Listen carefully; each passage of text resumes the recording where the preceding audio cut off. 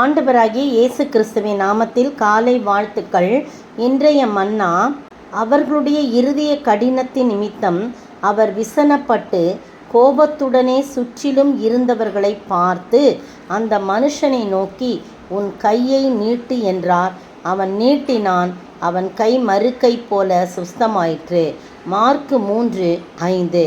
பாருங்க, இந்த சம்பவம் ஜப ஆலயத்துக்குள்ளே இயேசு பிரவேசிக்கிறாரு. அங்கே சூம்பின கையுடைய ஒரு மனுஷன் இருக்கிறான். அவன் ஓய்வு நாளில் அவனை சுஸ்தமாக்கினா அவர் மேலே குற்றம் சாட்டலான்ட்டு எல்லாரும் அவர் மேலே நோக்கமாக இருக்கிறார். அப்போ அவர் சூம்பின கையுடைய மனுஷனை பார்த்து, நீ எழுந்து நடுவே நில்லுன்னு சொல்கிறார். பார்த்தீங்களா, நடுவே நில்லுன்றார். அவர்களை பார்த்து ஓய்வு சுற்றிலும் இருக்கிறவங்கள பார்த்து கேட்குறாரு, ஓய்வு நாட்களில் நன்மை செய்வதோ தீமை செய்வதோ ஜீவனை காப்பதோ அழிப்பதோ எது நியாயம் என்று கேட்குறார். அதற்கு அவங்கெல்லாம் பேசாமல் இருக்கிறாங்க. அப்போ அவங்களுடைய இருதய கடினத்தின் நிமித்தம் அவர் விசனப்பட்டு கோபத்துடனே சுற்றிலும் இருந்தவர்களையெல்லாம் பார்க்குறார்.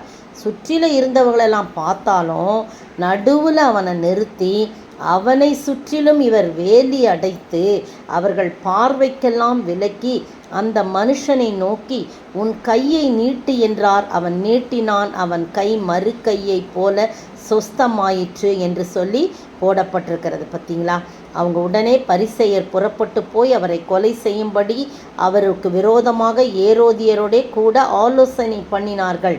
இயேசு தம்முடைய சீஷர்களோடே அவ்விடம் விட்டு கடலோரத்துக்கு போனான்னு சொல்லப்படுது.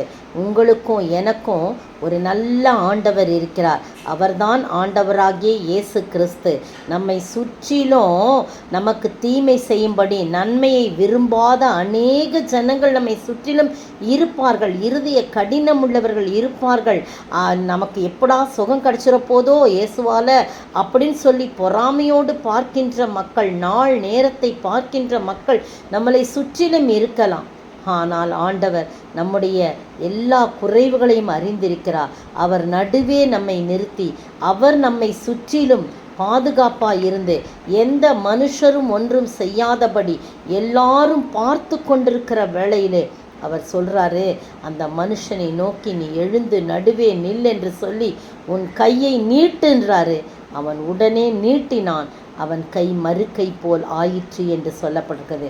இந்த அருமையான வேளையிலே சுற்றிலும் சூழ இருந்து மற்றவர்களாம் நமக்கு எதிராக இருந்தாலும் என் ஆண்டவர் நம்மை சுற்றிலும் ஒரு பாதுகாப்பு வளையத்தை கொடுத்து அவர் சுகம் கொடுக்க, விடுதலை கொடுக்க வல்லவராயிருக்கிறார். சூம்பி போன ஒரு வாழ்க்கை இருக்கிறதா, சுருங்கி போயிருக்கிறதா, அது நிமிர முடியாதபடி, அது நீட்ட முடியாதபடி ஒரு சூழ்நிலை காணப்படுகிறதா, இது அவ்வளவுதான், இது ஒன்றுத்துக்கும் பிரயோஜனம் இல்லை அப்படின்னு சொல்லி இருக்கிறதா, ஆண்டவர் உங்களையும் என்னையும் பார்த்து உன் கையை நீட்டு என்றார்.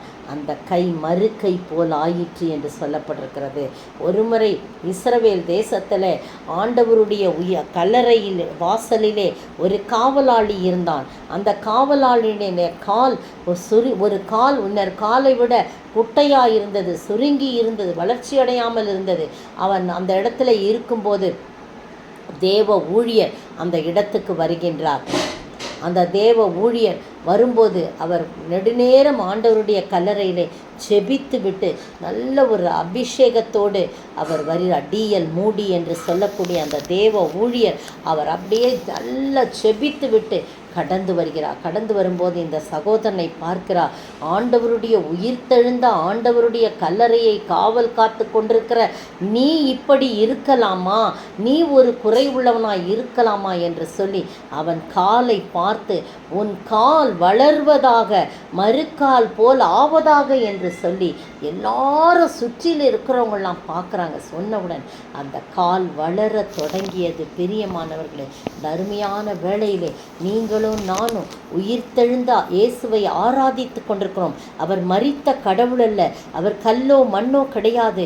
நம் ஆண்டவர் பேசுகின்ற ஆண்டவர், அவர் பேசுகின்ற ஆண்டவர் நம்முடைய வாழ்க்கையிலே எல்லாவற்றுக்கும் எல்லாமாய் இருக்கின்றார்.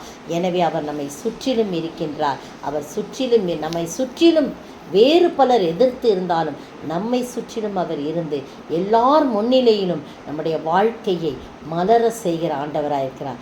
அந்த ஆண்டவரை நோக்கி பார்ப்போமா? ஜெபிப்போம். பேசும் தெய்வம் நீ. பேசாத கல்லோ மரமோ நிரல்ல, பேசும் தெய்வம் நீ. என்னை படைத்தவனே, என்னை வளர்த்தவனே, என் பாவம் போக்கி என்னை குணமாக்கி என்னோடிருப்பவனே. இயேசுவே இயேசுவே இயேசுவே இயேசுவே. சோத்தரிக்கிற ஆண்டவரே, துதிக்கிற ராஜா, நாங்கள் ஆராதிக்கிற தேவன், பேசுகின்ற ஆண்டவர், ஜீவனுள்ள ஆண்டவர். ஆண்டவரே, எங்களை சுற்றிலும் நீர் வளையம் போட்டு ஆண்டவரே எங்களை பாதுகாத்து மறுவாழ்வு அளிக்கிற ஆண்டவர். ஆண்டவரே, அப்படிப்பட்ட ஆண்டவரை நாங்கள் தெய்வமாக கொண்டிருக்கிறபடினாலே நாங்கள் பாக்கியவான்களாய் பாக்கியவதிகளாய் இருக்கிறோம். அதற்காய் ஸ்தோத்திரம். எல்லா துதியும் கனம் மகிமை உமக்கே செலுத்துகிறோம். இயேசுவின் நாமத்தில் செபிக்கிறேன் பிதாவே, ஆமீன். நேற்றைய பதில்: தீவுகள் யாவும் அகன்று போயின, பர்வதங்கள் காணப்படாமற் போயின. வெளிப்படுத்தல் 16:20.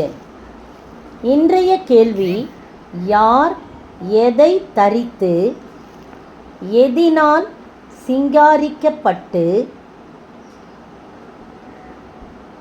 எது நிறைந்த எதை பிடித்திருந்தாள்? யார் எதை தரித்து எதினால் சிங்காரிக்கப்பட்டு எது நிறைந்த எதை பிடித்திருந்தாள்?